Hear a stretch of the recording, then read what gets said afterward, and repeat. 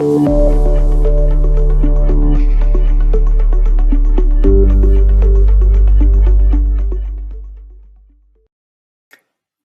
thank you for the kind introduction. It's a pleasure to be here with you today and to share some of the work that we've been doing in my lab. Most of the work I'll describe today is work that was done with colleagues and students at McGill University, where we have taken on responsibility for really setting some of the standards in terms of sound scientific approaches for machine learning and really feeding the community with some of our ideas on this topic. And so really today my plan is really to share with you some of the work that we've done in terms of establishing structures, standards, best practices that can guide us towards consistently producing high quality science and reliable findings. You may be wondering why I have picked these three themes specifically: reproducibility, reusability, robustness. And I find that this quote from the National Science Foundation is really quite insightful about how these concepts are connected together. And so reproducibility really is about the ability for a researcher to duplicate the results of a previous study using the same materials as were used by the original investigator. And the reason we care so much about reproducibility is because it's a minimum necessary condition for a finding to be believable and informative. And so that's really my program for today, to explore these aspects, in particular as they pertain to research in reinforcement learning, which is my own area of expertise. We are not the first one, of course, to pay attention to this notion of reproducibility, and this is part really of a larger movement across the sciences. There's been a really interesting article back 2016 in the journal Nature really raising the alarm on this topic, where they surveyed several researchers across different scientific community and found that across all of them, really a number of them expressed a concern about reproducibility within their own field of study. That early work didn't really ask the question for AI and machine learning research. But in our own work in our lab and talking to colleagues, we had similar feedback about the reproducibility crisis in our own field. And so that drove us to ask some of the questions. Let me bring you very quickly on this topic that is reinforcement learning. I presume not all of you are familiar with this. It's a fascinating paradigm to train machine learning agents. So RL stands for reinforcement learning. And the idea of this paradigm is that you can use AI to enable agents, computers, robots, to make decisions. So not just make predictions, but actually carry out decisions that have an effect on the world, on the environment on which they ask, and then take that sequence of action and try to learn sequences of actions that yield high payoff, high gain, and avoid cost. And so really the concepts are inspired by behavioral psychology, optimization, optimal control, several other fields, but this is really a codification for how do we train artificial agents to make good decisions. Within this framework, we've had several successes in recent years. Perhaps the most well-known of that is the AlphaGo system, which was shown to exceed the performance of human player on the very challenging game of Go. But we've also seen lots of results with other games, including Atari games, with some simulation of agents that learn to walk and swim and jump and so on, and some 3D mazes.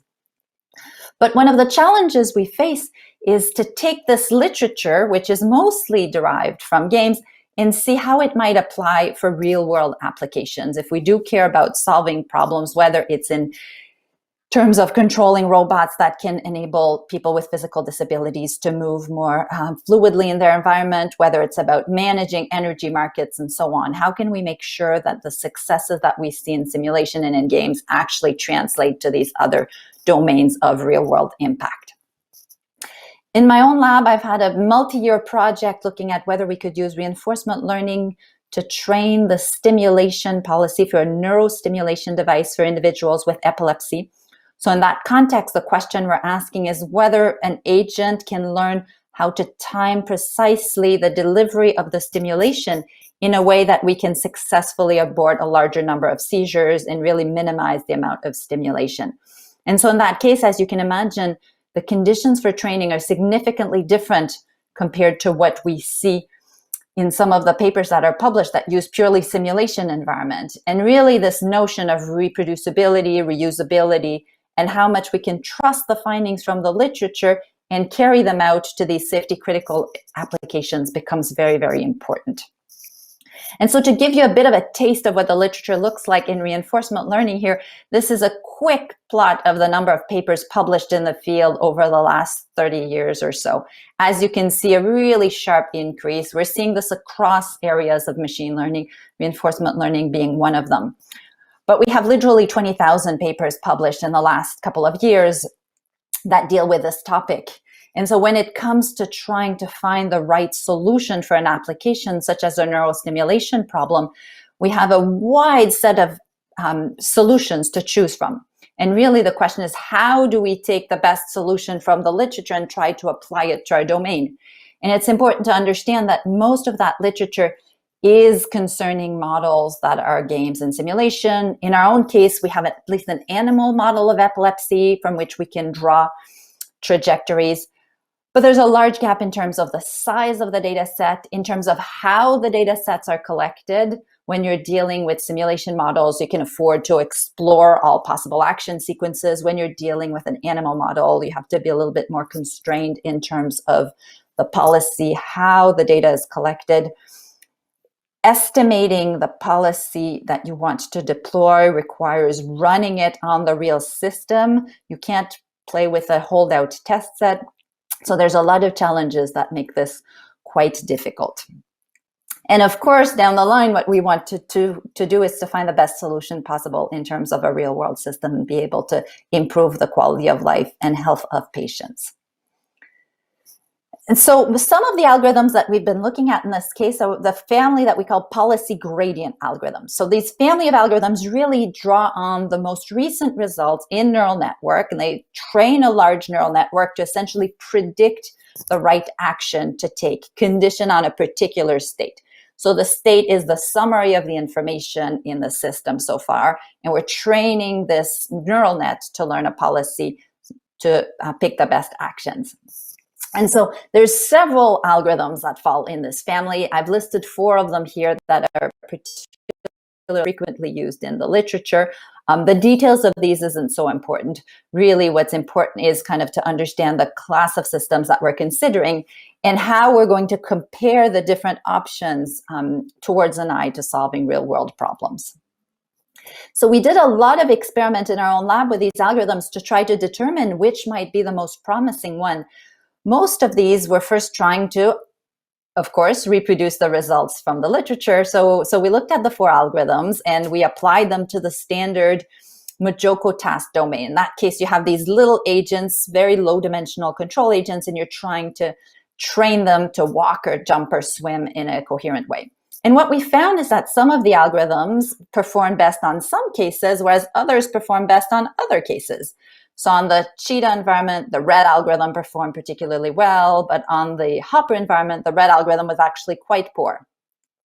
This was a bit disconcerting for us because the difference between these 2 domains of controlling a cheetah versus a hopper with the same underlying physics engine was actually much more similar to each other than we would expect either of them to be with a case of course, neurostimulation control. And so the question remains, how can we trust these results? And in many of these cases, we were using Codebases implementations provided either by the original authors of the paper or other researchers in the community building on the work. And we quickly realized that depending which code base you use, and it's wonderful that there's so many open source packages available, of course, today, but still, depending which code base you used, you had very different results between these different methods. So I'm showing here, both on the half theta domain, top and bottom, 2 different instances, the TRPO and the DGPG, each of them 3 different code bases that are commonly used on the internet. And so you see huge performance difference for the same code on the same simulator. Now, it's not completely surprising in that there's a lot of configuration that goes into these algorithms. And if you just use the default configuration, you may get very different results than if you start playing with some of the hyperparameters, including the underlying structure of the neural network, the activation function, and so on and so forth. In general, if you approach this kind of problem, you assume that you can compare these different methods, control for the different hyperparameters, give them a similar amount of data, same computation, and come up with a fair comparison. It turned out to be a little bit more nuanced than that in some of the work that we do. And I know many of you who are joining us today are very interested in sort of setting up the protocols to have fair comparison, fair evaluation of models, methods, and so on. So I expect this is a situation that you've come across also. Let's look a little closer at one case that was particularly interesting. This is an experiment some of the students did. We had two slightly different approaches we were looking at. We ran 5 experiments, sort of averaged both of them.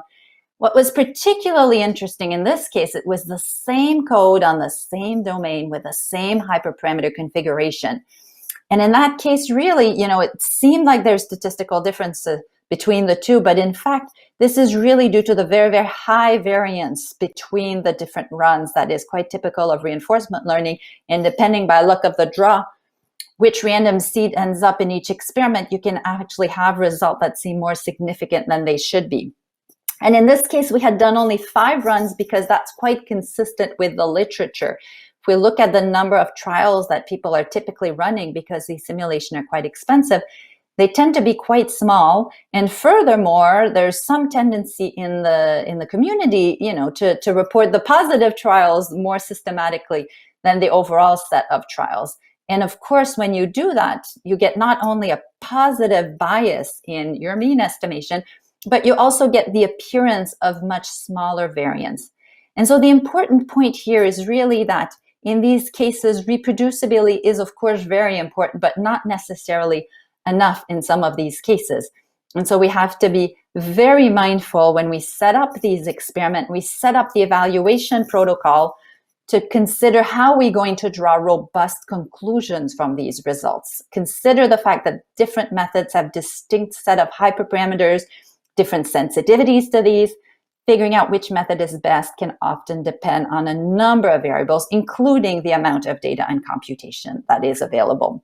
And so it can be quite a nuanced process to come up with a fair comparison and from that to draw robust conclusions.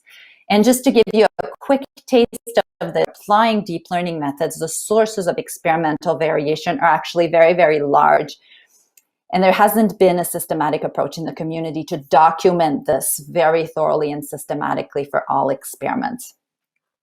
And so on the basis of some of these findings, we've been trying to develop tools and practices for the community to improve on these standards. One of the things that we introduced in late 2018 was the use of the machine learning reproducibility checklist. This is publicly available if you're interested in looking at it. There's 5 sections to that checklist. It may seem like a very primitive solution to a hard problem, but in fact, it's a systematic way to make sure that you are documenting all the relevant aspects of the work that is being presented. So there's a section that deals with the information required to document models and algorithms. There's a section for theoretical claims. There's a section at the bottom here that relates to the data set use and documenting properly what statistics were used, how the data was annotated, and whether any data was excluded. We have 2 more sections. One of them deals with code that would be shared, and in particular, properly documenting the dependencies, the training, the testing code, and so on. And finally, the experimental results that are used. And so really being thorough about all of the information that is necessary to document the code and the results presented in a paper. And so this type of checklist has been used now for the last couple of years in some of the major machine learning conferences. We hope that it is helping make sure that the papers are more thorough in documenting some of the components that they include, and also helping the reviewers evaluate the completeness of the paper. Beyond this, there's actually been a lot of new innovations in machine learning research community in the last couple of years. Most of our conferences have moved to voluntary code submission policy. So nowadays, on the order of about 75% of papers published are accompanied by open source code. There's now a tab integrated within arXiv that allows authors submitting their manuscript to arXiv to actually submit code also. There's a lot of tooling that is available to put the code into a compact Dockerized package that is much easier to reuse. There's the checklist, which I described. There's now also a reproducibility challenge, which we've deployed at the 7 top international conference in machine learning, computer vision, as well as several other natural language processing fields.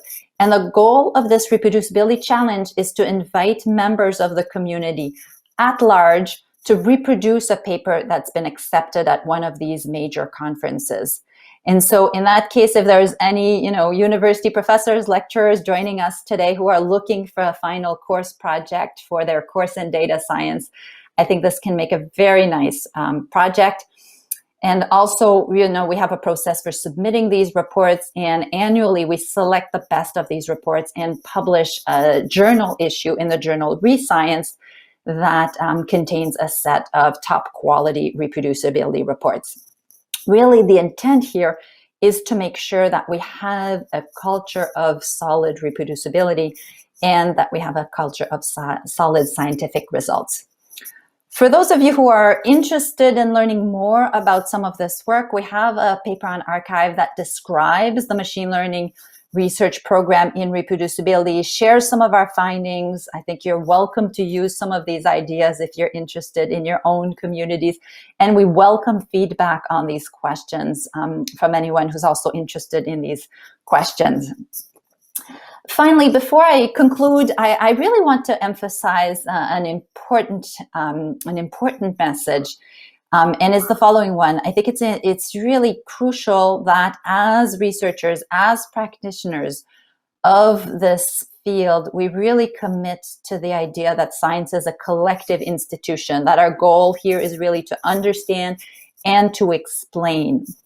Far too often, we are set in this sense that, science as a competitive sport is perhaps the analogy that some people have. Really, I want to encourage all of us to embrace the notion of collective creation, exploration. And I think from that point of view, really having a critical eye to our methods and our results is an important part of that. And engaging in that discussion will only help us advance further and faster. With this, I want to thank you. It's been a pleasure to join you here today, and I wish you a great few sessions. Thank you.